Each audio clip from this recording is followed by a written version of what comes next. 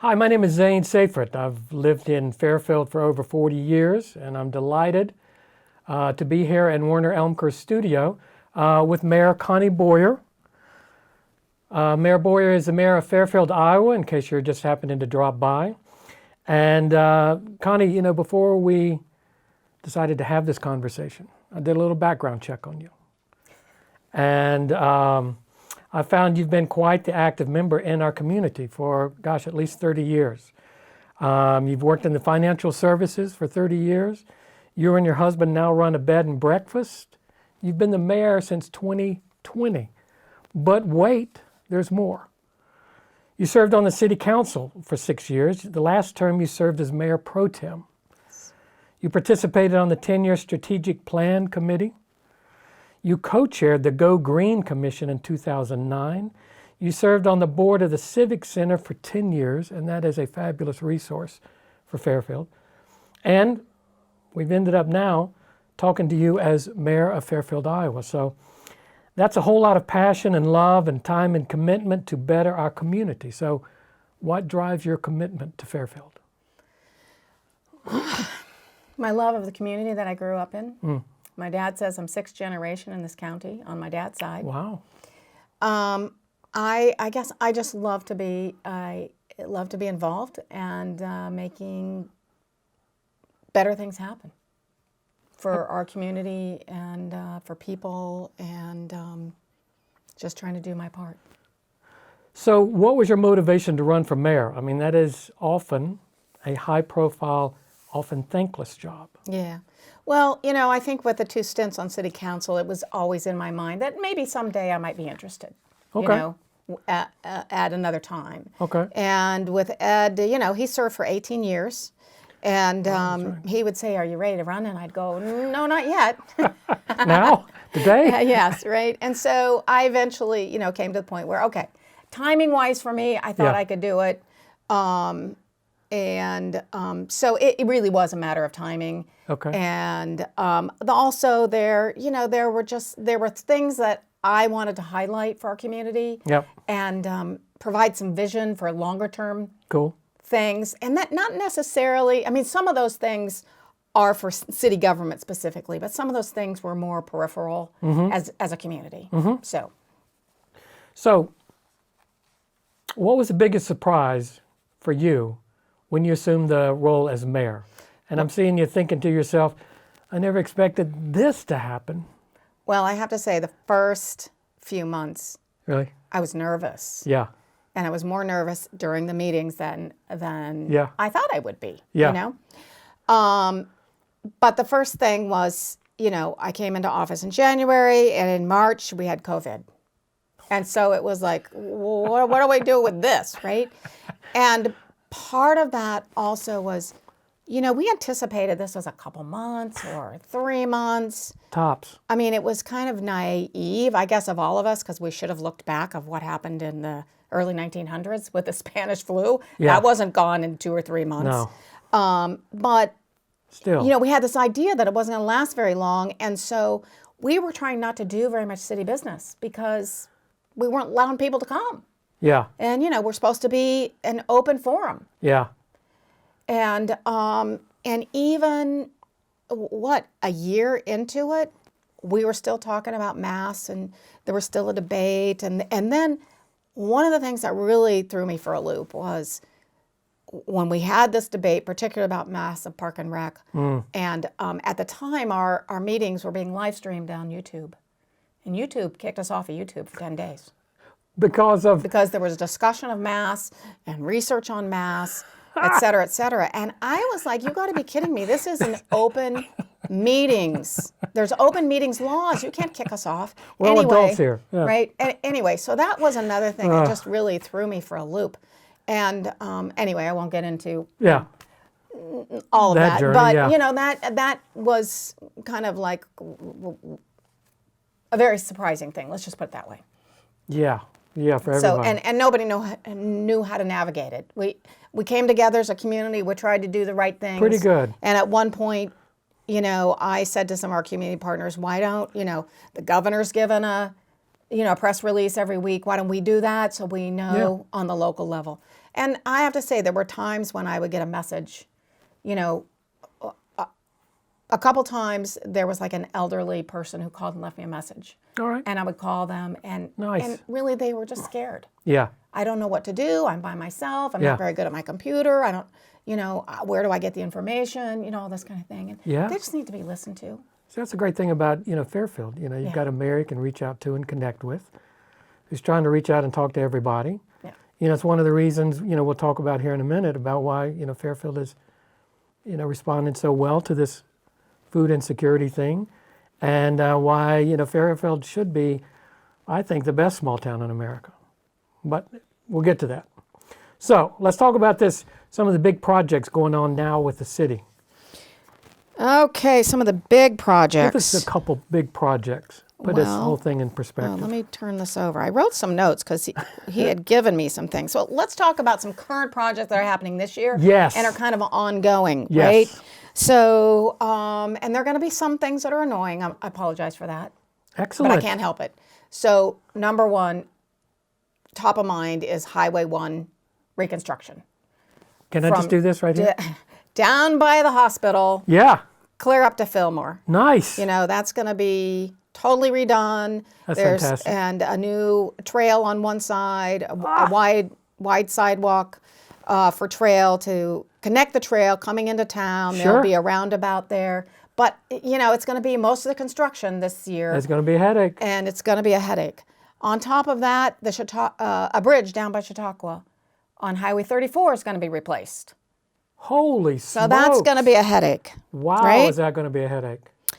The fire station is going to start construction sometime this year, the new fire station. Where is that going to be? A block west of where the current fire station is, where I the know, old yeah. DOT buildings Right, behind are. Fairfield Lumber. Yes, correct. That's fantastic. Some new things a couple new things in the parks are new bathrooms in Chautauqua Park and Oof. Waterworks Park. Yes. And I have to say, that is from a donation of an estate. So these are Fairfield people that did not have any children. Right. And they put the city of Fairfield in their will. What a beautiful thing. Bang. And this is something dear to my heart that Yeah. I want to talk about consistently with the community, of giving a little portion of a little bit. your estate to something that you love in Fairfield, whether it's a foundation or something you'd like to see happen. One of these groups, helping provide food for those Right. in need. It's truly leaving a legacy, versus, we want to do things for our children and our grandchildren. Great, we want to do that. But But also, they might not live here, and so that money goes out of our community, and you haven't left anything. So we hope that people are passionate and see the importance of that. So, well, it's so great you talk about it because, and me going around town and talking to all these different groups in Fairfield who are trying to help those in need, one of the things I noticed is people see an issue. They talk amongst themselves. They go, there's only us. yeah, Calvary's not coming. right, Let's do what we can right now. right, And as more and more people become aware of these groups and organizations, others are coming up and raising their hand and going, I can help. yeah, I can volunteer. I can't give millions, but I can give a little bit. yeah, I can help for an hour. right. Right? And that's really what community is about. That's what Fairfield's about. I can't fix the world. no. right? No. We can't fix the homeless situation at the, Venice Beach in California. But, No. we can make little impacts here as a community, and that's what community is all about. So let me talk about a couple other things that are happening. Okay. New playground at Obie Nelson. Oh, As we speak, new locker room floors are going in the men's and women's locker room Yes, at they Park are. and Rec. That's going to Yes, be it great. is. And so those are some of the big things that are happening. that's great. Yeah. I mean, Right now between for city level. the road, Highway 1, the bridge, glad to see the bridge is being repaired. Iowa has a problem with bridges being unmaintained. The bathrooms, Yep. the rec center. Big things. Nice. Yeah. Well it's done. great. So let's talk about this thing called food insecurity. right? Could be a growing issue here in Fairfield. And let's make sure we're talking about the same thing. Food insecurity is defined by the FDA as, quote, the lack of consistent access to enough food for every person in a household to live an active, healthy life. Now, I've experienced food insecurity, and I define it as I'm hungry, my fridge is empty, food stamps are 2 weeks away, or my ramen noodle's going to last me another 2 weeks. That's how I would define it. And I'm single, and I can't imagine how a mom with hungry kids defines it. So, I see where 10% of our community, or roughly 900 to 1,000 people in Fairfield, experience this thing called food insecurity. The Carry On Bag program is a program for the school children. It serves about 180 students now, and they prepare a bag of food that a child can take home on the weekend so they have something to eat on the weekend. I tend to get a little edgy talking about this. But 13% of school-age children are considered food insecure. The 180 students now are 20% higher than they were last year. So I'm an art major, but I can tell you that those numbers and their growth do not point to a bright future in isolation for them and by extension of our community. So what do you see are some of the factors contributing to these numbers? Mm-hmm. Well, I think, I'm sure there's multiple factors. Yeah. Sometimes it's generational. We Yeah, know that sometimes absolutely. there's some generational issues. I personally think that the breakdown of the family Yep. has been more significant. That because it breaks down not only financially but socially. It turns into sometimes behavioral issues for Yep. kids. It can be all over the map. Along with that, we might have mental health issues. We might have addiction issues. So those are kind of the big ones that are easy to kind of pinpoint, I think. Yeah. And I'm sure there are multiple factors beyond that, But I do think whatever we can do to keep families together, and no family's perfect, right? No. No. Yeah. But it does bring more stability when the family can stick together.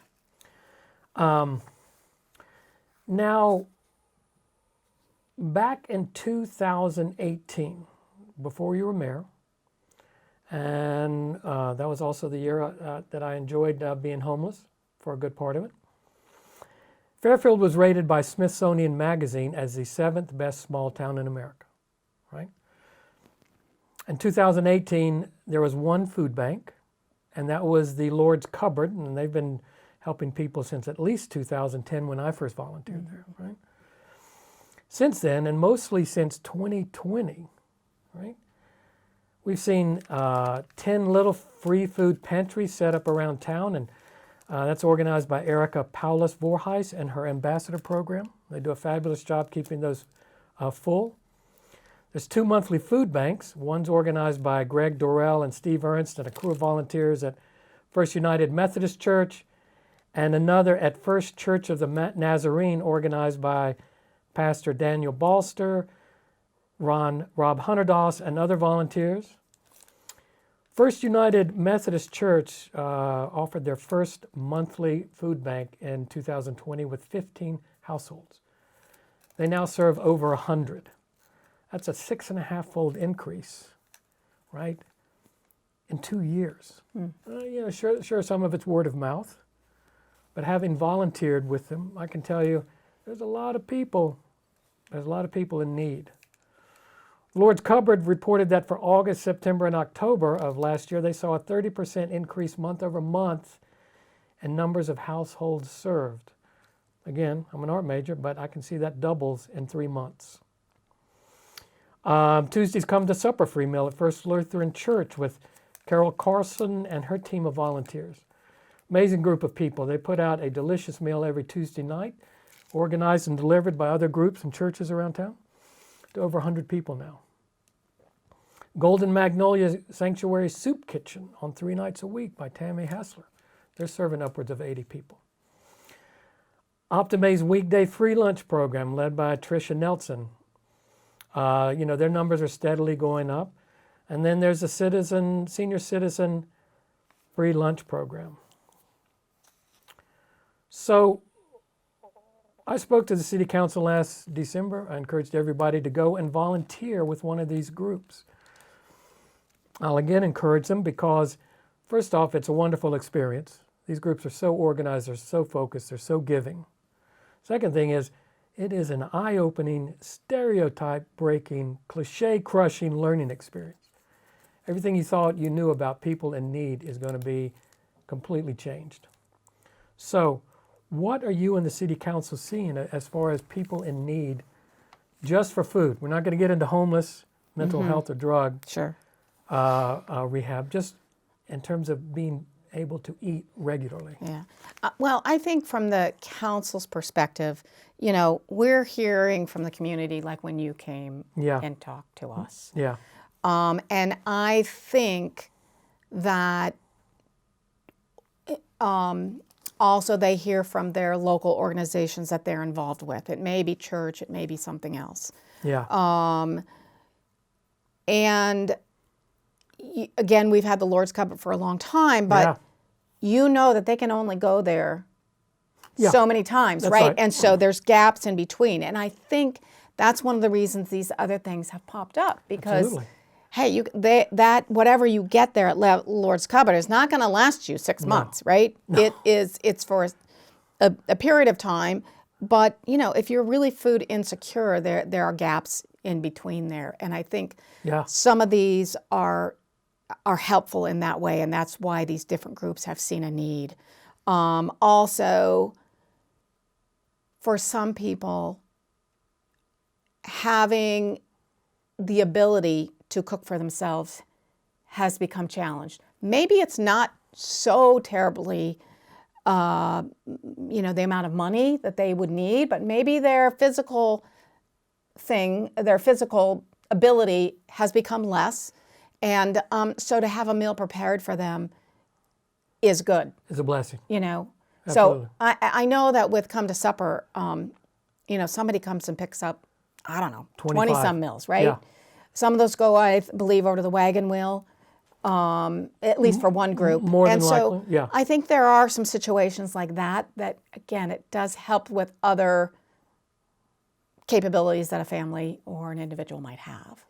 So, having worked with all 3 groups, Lord's Cupboard, First United Methodist, First Church of the Nazarene, it is it is food. It does help, but as just a single guy, I'm looking at it and thinking, this might last me 4 or 5 days. And I know, and I bring that up because I've had people ask me, well, there could be people, going to both places. Good for them, because between the Lord's Cupboard, both food banks, and even scrounging at the little free food pantries, it would be very, very tough, even with food stamps, to meet the definition of being food secure and having enough food to live an active, healthy life. Mm-hmm. And from the homes I've been into and delivered food to, if there's a problem with cooking, it usually means the person is in really bad shape physically. And that usually means at best they're on disability. And that's not a whole lot to live on. And they're dependent on a whole lot of assistance from a whole lot of resources. Mm-hmm.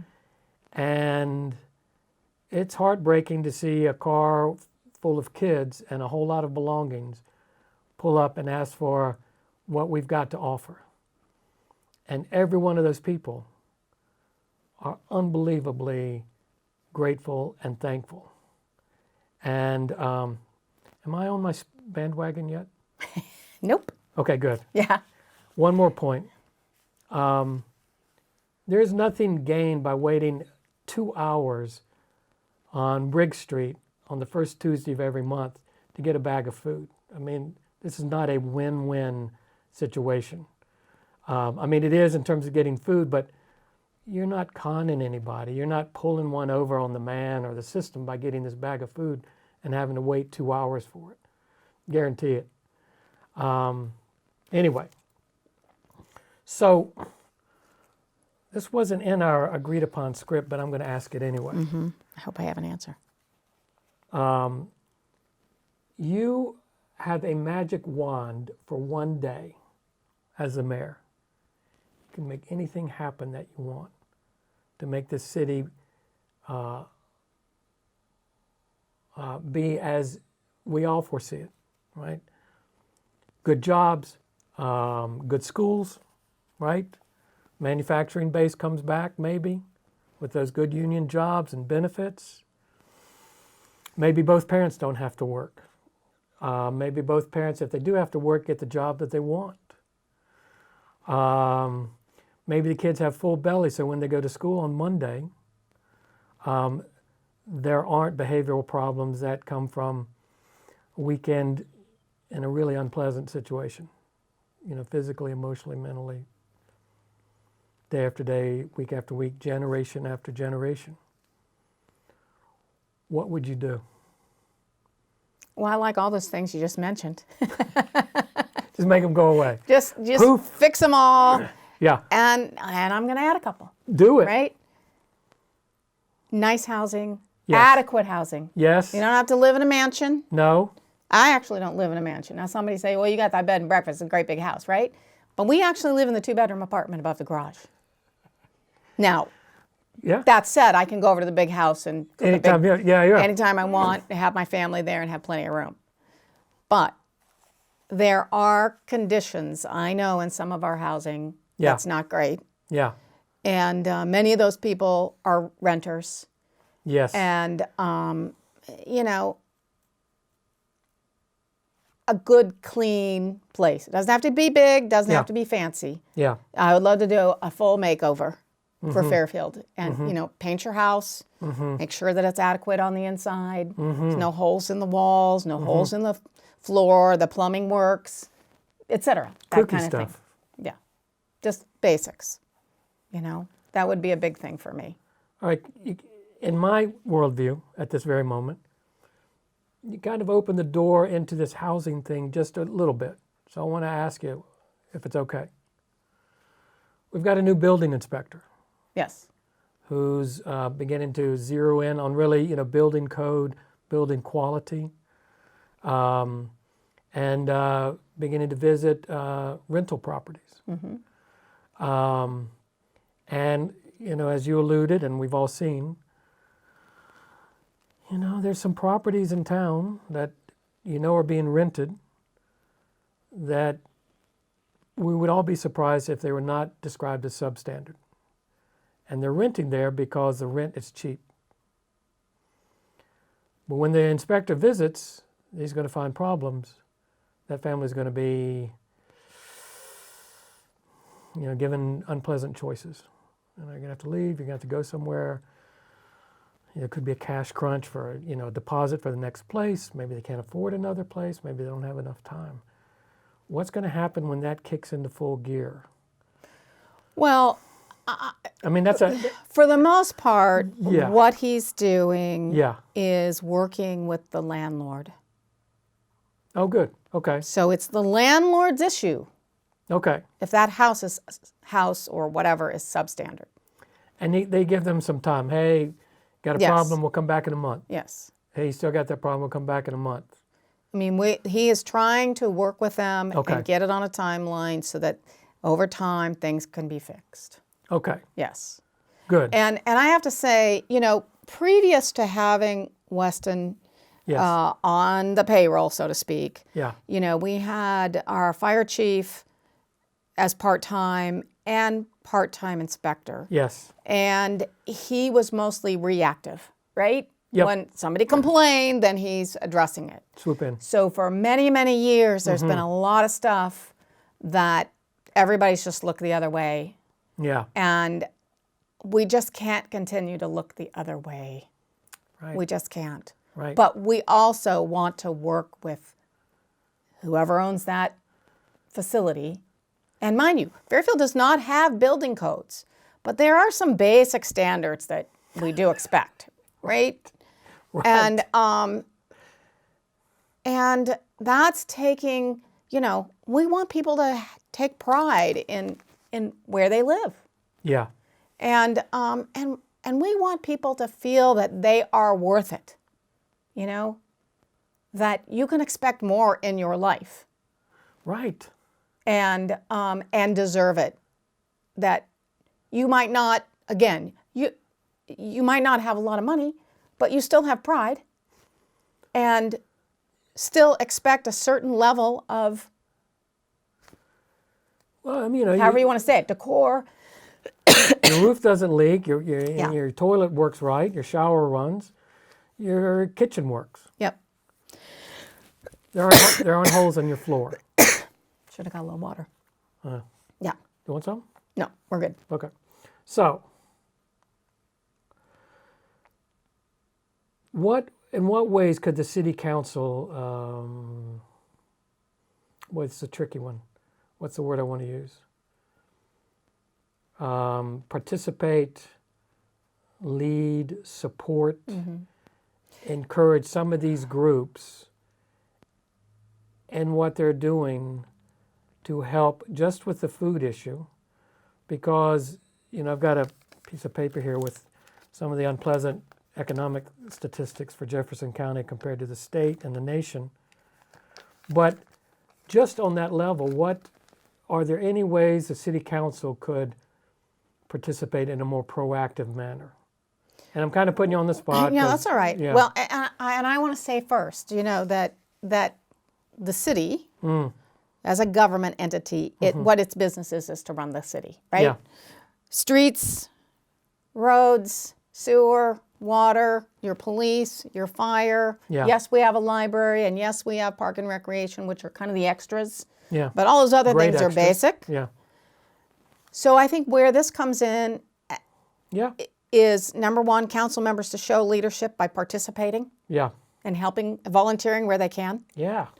And also, every year when we do budgeting, we have local option sales tax dollars that goes to nonprofits and projects in Fairfield.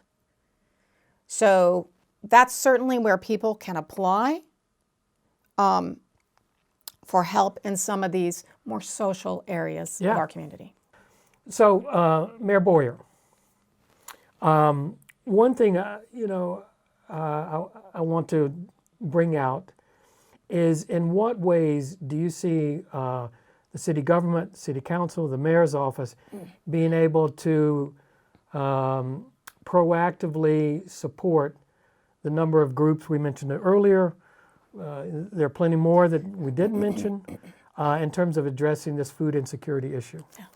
So, from my perspective, first off and foremost, the city does the basics that a city does, right? Streets, sewers, water, police, fire.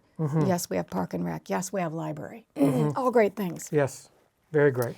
I think it's important that leaders also participate in whatever groups that they can Yeah. to show leadership, Yeah. right? It might be their church. It might be, one of these other groups that you've talked about. It might be volunteering for sanctuary or come to supper, those kinds of things.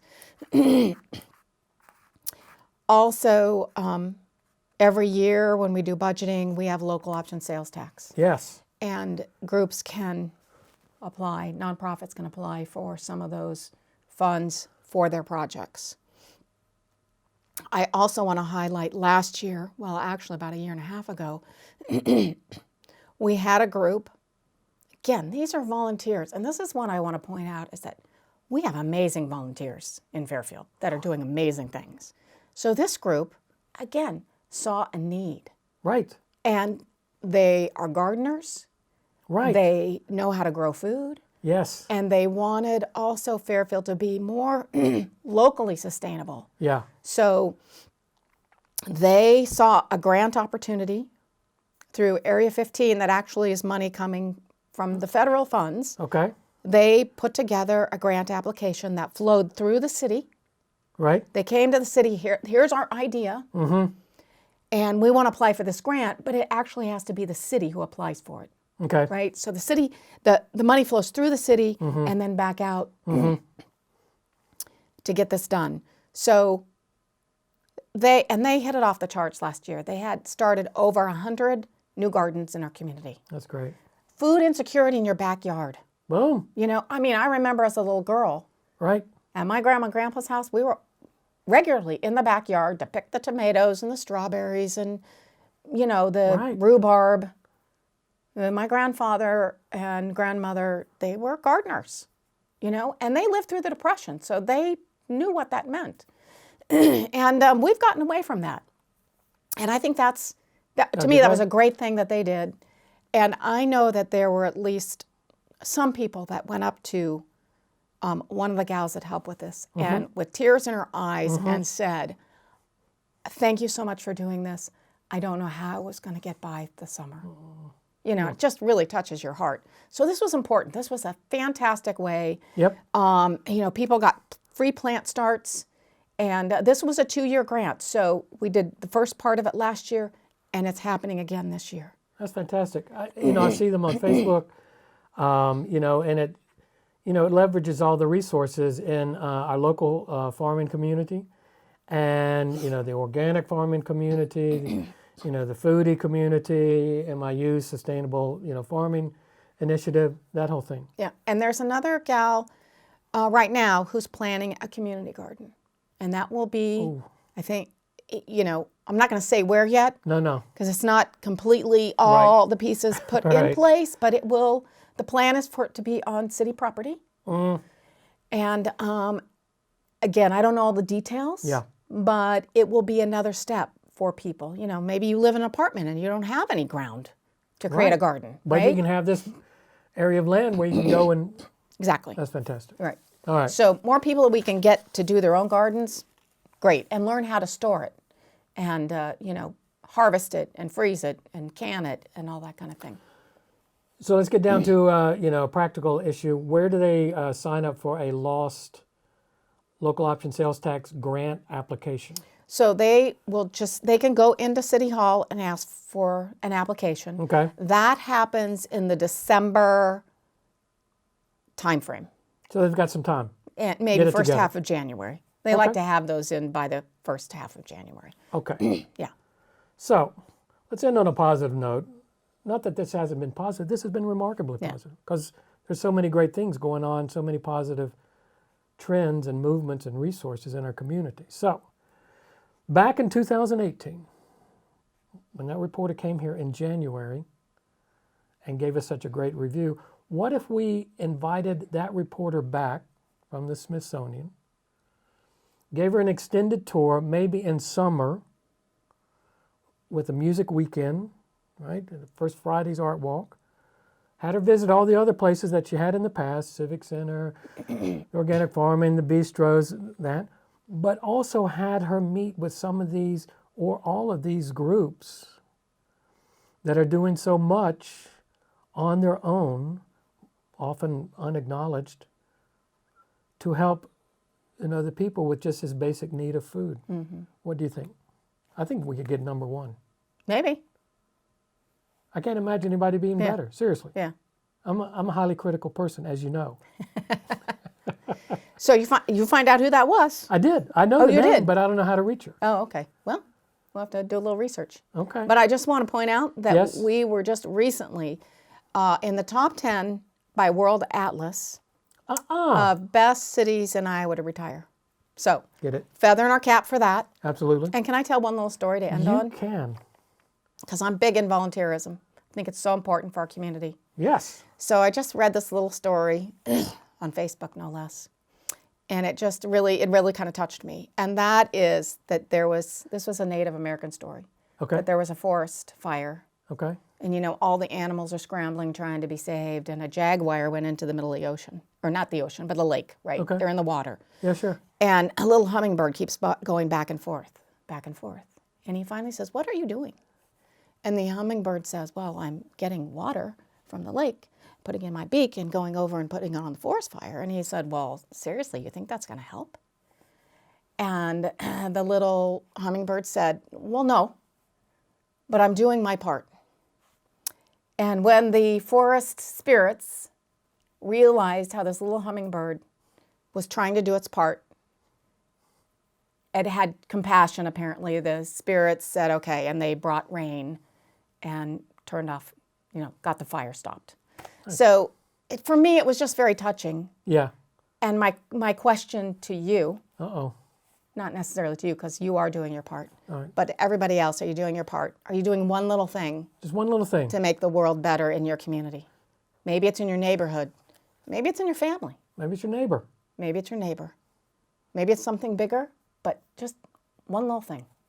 I can tell my experience in volunteering is it's ridiculously rewarding, fun, energizing, a complete learning experience every time. And it's all done with just the best people. Yep. Kind, smart, organized, focused, mission-driven, and generating results. So, all right. You get a lot more back than what you give. Oh, 100%. Yep. Mayor, thank you. Thank This you. has been a delight. It's been fun. I was scared, completely scared before we came here.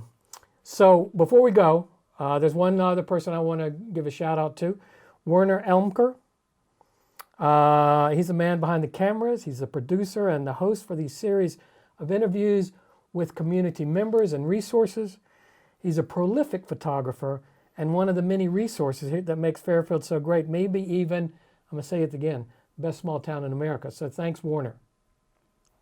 Great volunteer for Fairfield, by the way. Yes, he is. Absolutely. Thank you.